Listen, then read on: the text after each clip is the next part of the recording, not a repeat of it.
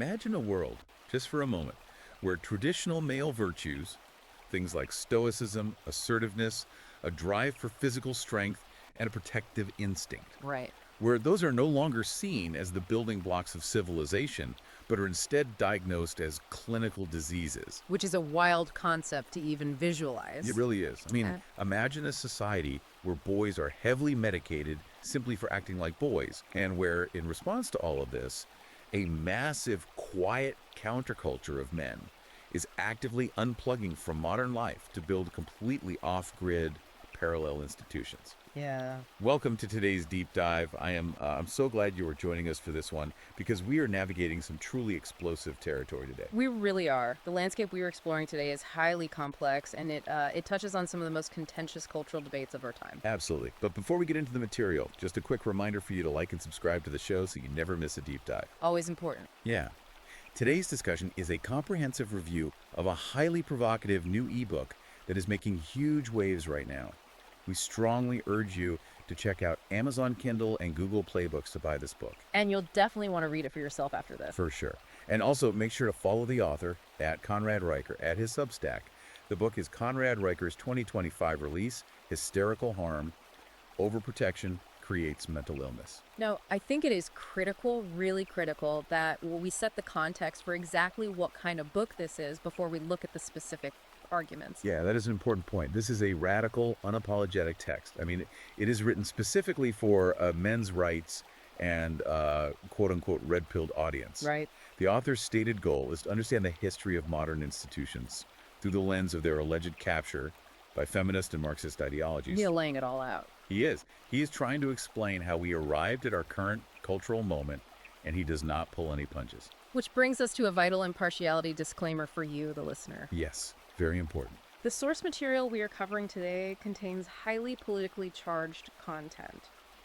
And we want to explicitly state right up front that we are absolutely not taking sides today. Not at all. We are not endorsing the viewpoints, the politics, or the ideologies presented in this book. Our mission today is purely to impartially report on the content provided to us.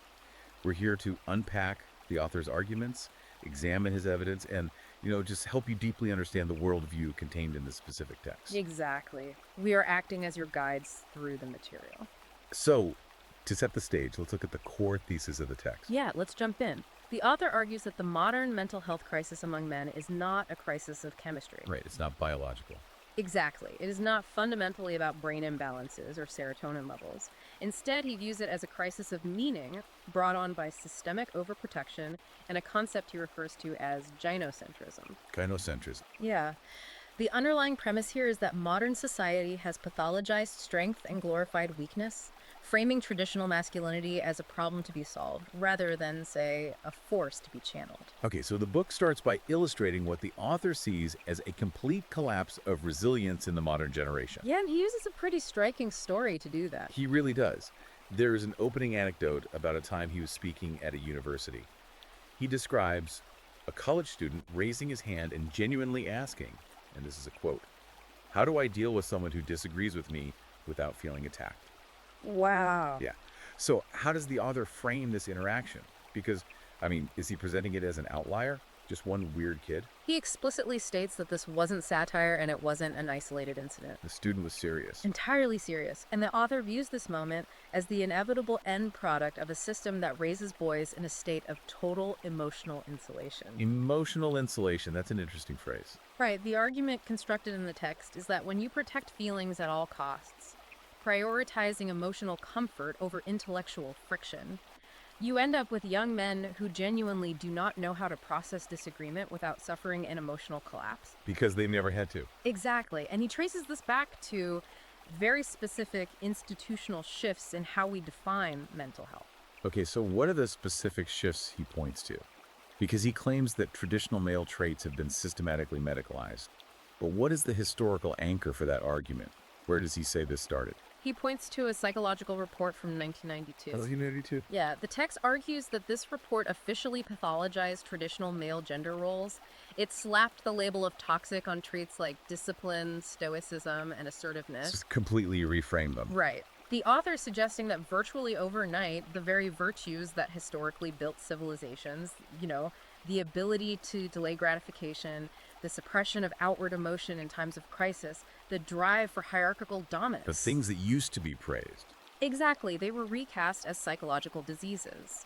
He argues that therapists began diagnosing boys with repressed emotions simply for not externalizing their feelings in a manner traditionally associated with female communication styles. Wow. So they were being judged by a completely different metric. Yes. But he doesn't just rely on theoretical framing for this, right? He brings in quantitative data regarding the medicalization of young men. He does. He brings receipts. What are the specific numbers he uses to back this up? The primary data point he leverages is a massive spike in ADHD diagnoses. Okay. He points out that between 2003 and 2011, ADHD diagnoses in boys spiked by 43%. 43% in less than a decade. Yeah, and he explicitly links this to fatherless homes and argues that schools started medicating natural male energy and competitiveness. Just drugging them to keep them quiet. Basically, he refers to this as correlation with causation buried under layers of ideological noise. That's a heavy croak. It is. The thesis is that instead of altering the environment to suit the high energy needs of young boys, institutions chose to alter the brain chemistry of the boys to suit the sedentary, compliant environment of the modern classroom. Let's look closer at that classroom environment, actually, because that seems to be a major battleground in the book. Oh, absolutely. How does the text describe the mechanical operation of modern schools when it comes to managing male behavior? He references the 1994 Gun-Free Schools Act, which introduced zero-tolerance policies nationwide. Right, zero tolerance. We all remember when that started. Yeah, and in the author's view, these policies turn schools into environments deeply hostile to boyhood. Hostile how? He argues that under zero tolerance, context is entirely removed from discipline. Oh, okay. So, roughhousing, competitive play, or even physical self-defense, all of that is stripped of its intent and universally categorized as forbidden aggression. And he illustrates this with a very specific case from 2017 in Colorado. Yes, the Colorado case. According to the book, a boy was physically attacked by a female student. And the text notes, the boy didn't initiate the fight and didn't escalate it. He was just standing there. Right, he simply defended himself from the physical attack. But because of these zero tolerance policies, he was punished alongside the attacker. Exactly the same punishment. So does the author view this as just, bureaucratic laziness or something more intentional? He views it as highly intentional. Really? Yeah, his conclusion here is that in the new moral order, the male instinct for physical protection is viewed strictly as unacceptable aggression. So the very act of defending yourself is toxic. Right. He writes that, quote, violence is never acceptable unless, of course, the perpetrator wears a skirt. Wow. Yeah, the broader argument he is making about the state's role in child rearing is that society no longer raises boys, it merely manages them. Manages them. What is the distinction he draws between raising and managing? It's a key distinction for him. Raising a child, in his framework, involves moral authority, usually derived from a father's presence. Okay. It involves teaching lessons with relational depth. Like actually molding their character. Exactly. Yeah. Managing a child, conversely, is bureaucratic. It relies on medication, standardized punishments like timeouts, and the suppression of disruption. Just keeping the assembly line moving. Yes. He essentially views natural male behavior as a blank space that modern institutions try to medicate away and fill with female-centric values. So if we follow his logic that institutions are managing rather than raising boys, it begs the question of what underlying philosophy is actually driving these institutions. Right, there has to be a framework. And the text introduces a concept called safetyism. How does the author define this term? Safetyism is really central to his worldview. Okay. He defines it as the ideological shift, where safety is no longer about physical protection, but has morphed into a tool for emotional and ideological control. Emotional safety. Exactly. It is the belief that individuals must be protected not just from physical harm, but from words, ideas, and uncomfortable realities. And he uses the 2015 Yale University Halloween costume controversy to illustrate this. Yes, a perfect example of his point. The baseline facts of that event are pretty well known. Administrative email advising students on culturally sensitive costumes, a pushback email from lecturer Erica Christakis suggesting students should police themselves. Right, suggesting they act like adults. Yeah. And then the subsequent massive student protests demanding her removal. Yeah, screaming at her husband in the courtyard. Exactly. But how does this text interpret the underlying mechanics of that outrage? The author argues that the outrage wasn't actually about student safety at all. What was it about? In his view, it was about institutional control and the weaponization of victimhood. The weaponization of victimhood. Yeah. He notes how he watched peers self-censor and drop out of intellectual debates entirely just to avoid being labeled a threat to someone's emotional safety. So the fear of being called unsafe silences you. Right. He frames this as a full-scale reversal of Enlightenment values, where objective truth and free inquiry are made subordinate to emotional comfort. But the argument doesn't stop at university campuses, though. No, it spreads. Right. He claims this ideological capture has spread to entities that historically demand the highest levels of stoicism and merit, like the military and the corporate tech world. Two very different arenas. Very different. What examples does he pull to demonstrate this expansion? Let's start with the military. For the military, he brings up a 2021 U.S. Army training mandate. Okay. According to the book, soldiers were taught that traditional masculinity is toxic and that white male identity is inherently oppressive. In the Army. In the Army. He views this as catastrophic because the military is an institution fundamentally built on hierarchy, duty, and the willingness to engage in physical violence on behalf of the state. Right. You need aggression in combat. Exactly. To introduce an ideology that pathologizes the very traits required for combat is, in his eyes, not an attempt at reform, but a deliberate re-education program designed to weaken the institution from within.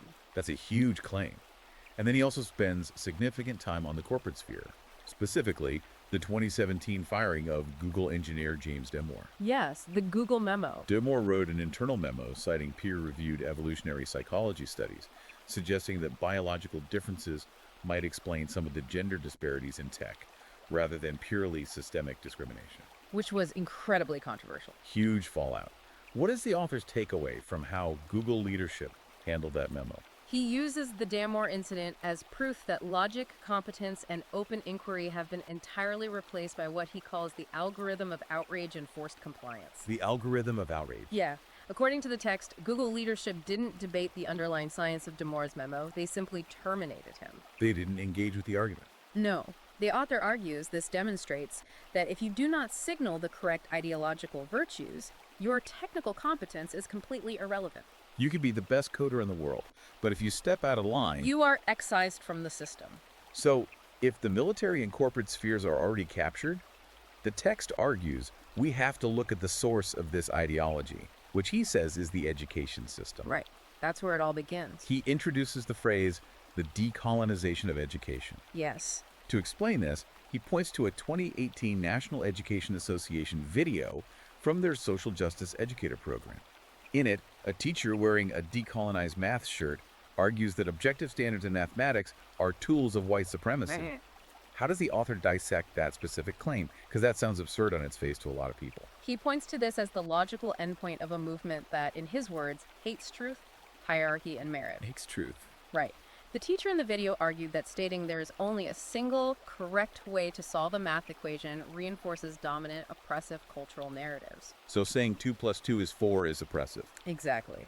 And the author asks a fundamental question. If the concept that 2 plus 2 equals 4 is considered oppressive, what is the actual purpose of the education system? What are we even doing here? He connects this to modern pedagogical standards that require students to advocate for equity, arguing that classrooms are no longer spaces for academic learning, but have been transformed into revolutionary cells for ideological training. Revolutionary cells. And he extrapolates this with a couple of other examples from the text to show how widespread this is. Yes, he has a few case studies. He mentions an Oregon teacher dismissed in 2023 for teaching Plato's Republic alongside critical race theory materials. Right. The teacher's goal was apparently to help students compare how different societies understand justice. But the district allegedly fired him for permitting equity frameworks to be critically examined rather than blindly accepted. And he pairs that with an example from Virginia, where a school district reportedly removed Lewis Carroll's Alice in Wonderland from a reading list due to themes of identity confusion, while simultaneously mandating modules on gender fluidity. The contradiction there is wild. The author uses these contrasting examples to solidify his thesis that schools have entirely swapped structure, logical inquiry, and academic rigor for emotional validation.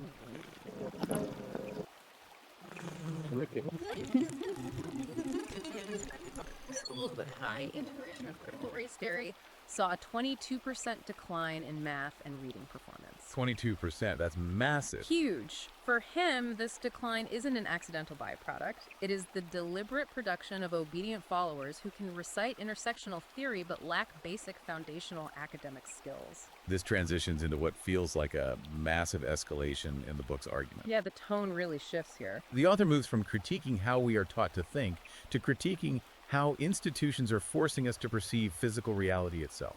Physical reality. Right. He anchors this argument in a 2023 high school biology textbook used in Texas. What specifically did he find in this textbook that serves as a turning point in his thesis?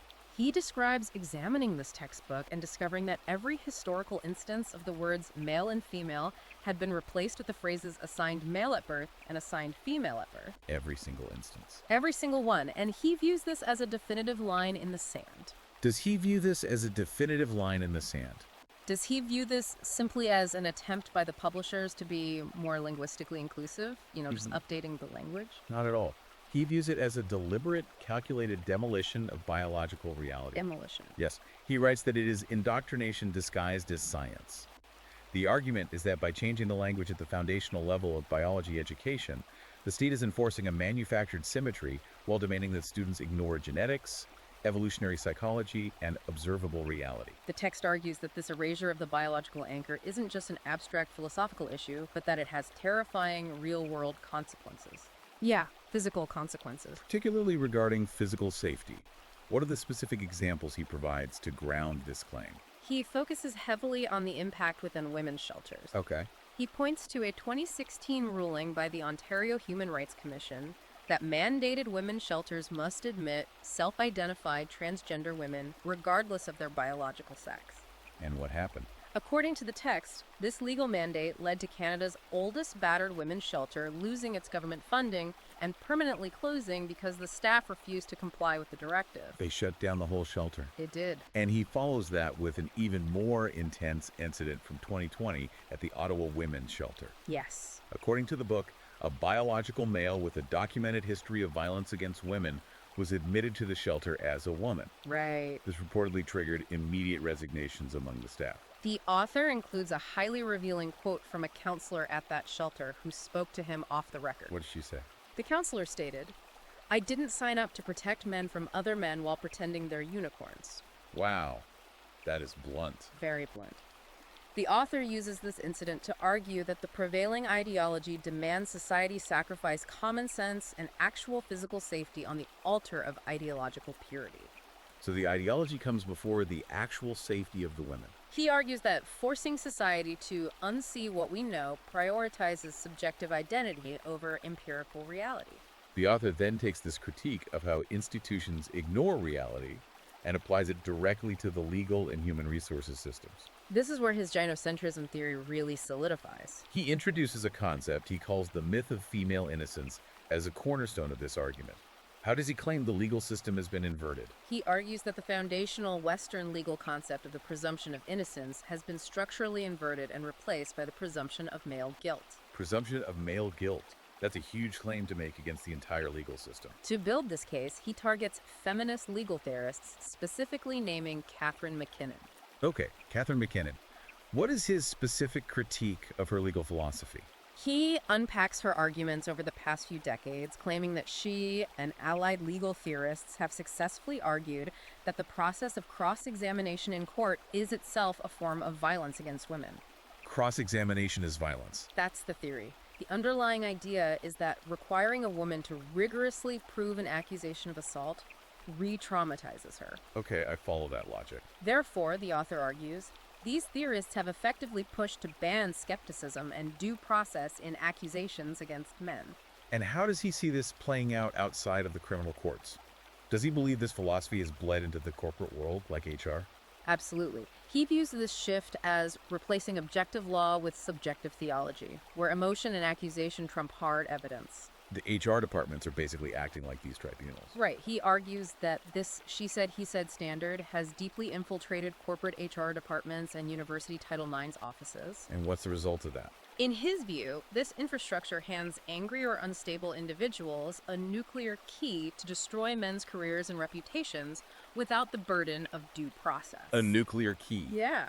He frames these unvetted accusations not as random events or misunderstandings, but as symbolic executions designed to isolate and destroy male excellence under the banner of equality. It is an incredibly dark view of modern legal and corporate structures. Very bleak. And the author believes this overarching system is specifically designed to produce a certain type of compliant individual. He calls this the engineered beta male. The engineered beta male. Right. How does he define this term, and how does it differ from traditional understandings of male hierarchy? Because we've all heard alpha and beta before. He makes a very distinct point here. He argues that modern society isn't naturally producing weaker men due to a lack of physical hardship. Like the whole hard times create strong men thing. Right, he's saying it's not just a passive result of comfort. Rather, it is actively and intentionally socially engineering them to be dependent, compliant, and emotionally volatile. Socially engineering. Yes. He doesn't view the beta male as a biological inevitability, but as a manufactured product of the institutions we've discussed. He shares a story about a software engineer named Dan at Google to illustrate how this engineering works in practice. Dan's story is wild. Yeah. Dan apparently had a flawless 4.9 out of 5 performance rating. His code was highly rated, and his contributions to the company's bottom line were measurable. But he was denied a promotion. Why? According to the text, Dan was denied the promotion because he refused to participate in a gender pronoun circle. A gender pronoun circle. Yeah, where employees were expected to share personal stories of their gender identity journey. And he just didn't want to do it. Right. Because he declined to participate in the expected emotional signaling, HR labeled him culturally misaligned. Culturally misaligned, despite being a top performer. For the author, Dan's story is the ultimate proof that technical competence is no longer the currency of the modern corporate ladder. Compliance is the only currency that matters. The system doesn't reward problem solvers or innovators. It rewards those who perform the required ideological penitence. Does the author argue that this dynamic is restricted to the workplace, or does he see it playing out in interpersonal relationships as well?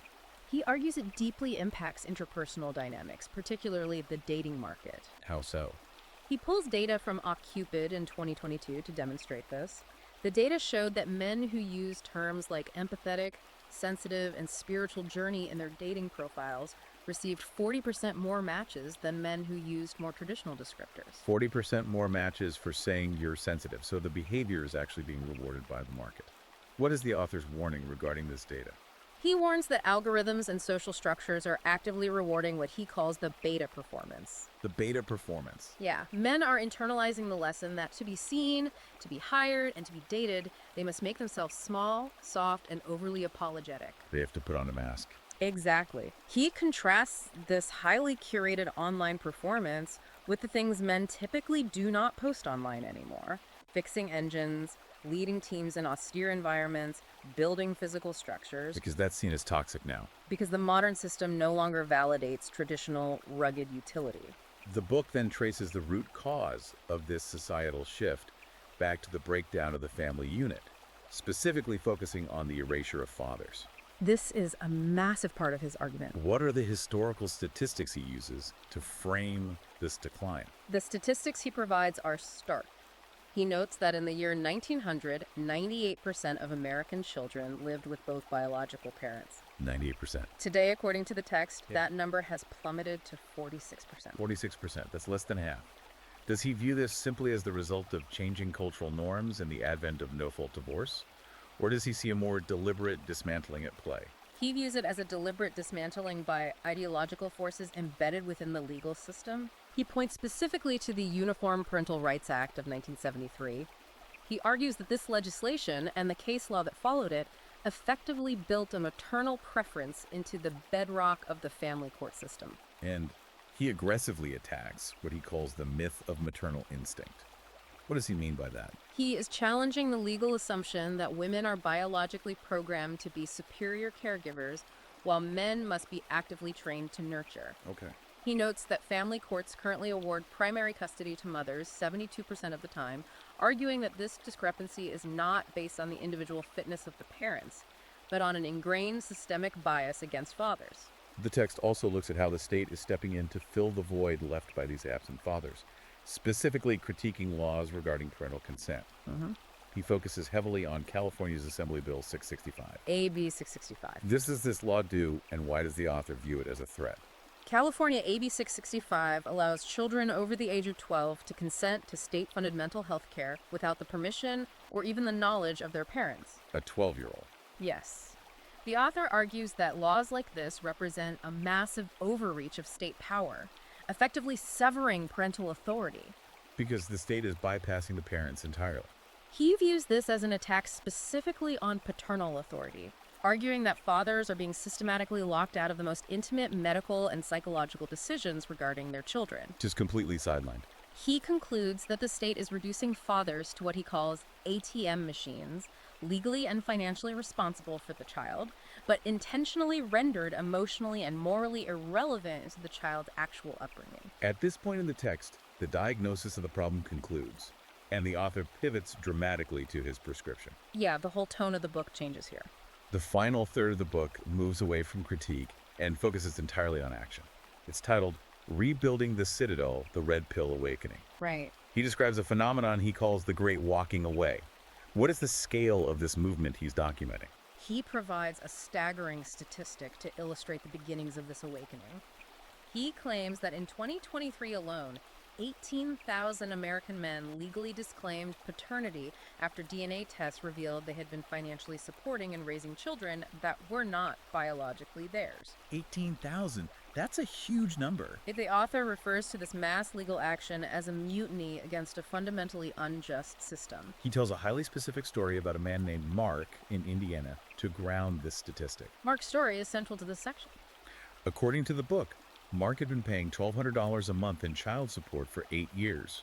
When his ex-wife finally admitted the child was not biologically his, the family court still ruled that he was financially on the hook until the child turned 18 because a psychological bond had been formed. Yeah, a bond formed by deception. How did Mark respond to this ruling, and why does the author hold him up as an archetype? Mark's response is the physical embodiment of the author's red pill philosophy. Mark didn't continue to appeal within a system he viewed as rigged, and he didn't wait for legislative reform. He didn't just write letters to his congressman. No. Instead, he filed for bankruptcy, legally unburdened himself as much as possible, moved across state lines to Ohio, and joined a tiny home village built by a Navy veteran. Just completely unplugged. The text notes that this village operates as a Christian discipleship community specifically for displaced fathers and their kids. And there is a legal strategy embedded in this community, right? It's not just a commune. Yes. They cleverly bypass local zoning laws by legally incorporating the land as a religious retreat. That's brilliant. Every weekend, these men gather to cook over open fires, study scripture, and, crucially, train each other in legal defense strategies. They're completely removing themselves from the mainstream societal grid. That theme of pushing back through organization rather than just complaining is a massive part of this final section. Let's look at the group he highlights in Texas. Dads Against Divorce Courts. How did they operate and what were their results? The author notes that this group started simply as a WhatsApp chat among frustrated fathers. Like so many groups do. Right. However, instead of just venting, they began pooling their financial resources. They used these pooled funds to hire aggressive, high-tier legal representation instead of relying on court-assigned mediators who they felt were biased against them. And what happened when they organized like that? The text claims that last year, this organized group won 67% of their contested custody cases. 67%. The author's takeaway is emphatic. When men stop participating in the culture war as isolated victims and start organizing as a collective, they can actively defeat the institutions aligned against them. This leads to the author's documentation of an entirely parallel society being built underground. He claims men are taking their technical skills and physical labor and walking away from mainstream institutions to build their own networks based entirely on traditional virtues. A completely parallel economy. Who are some of the key figures he highlights in this parallel economy? He provides a wide array of examples to show the global nature of this movement. He mentions a Toronto roofer named Dan. Okay, another Dan. Yeah. Dan was apparently targeted online and accused of toxic masculinity for something he posted. His response was to completely ignore the online mob and start an organization called Brotherhood Build. Brotherhood Build. It's a crew of tradesmen who renovate homes for single mothers for free. They do not seek press. They don't have a GoFundMe. They just do quiet, physical work as a demonstration of traditional male utility. He also mentions international examples, like the Underground Father Network in Sydney, which allegedly teaches men how to legally protect themselves from false allegations and how to raise their kids off the digital grid. He also points to highly individualistic examples of walking away.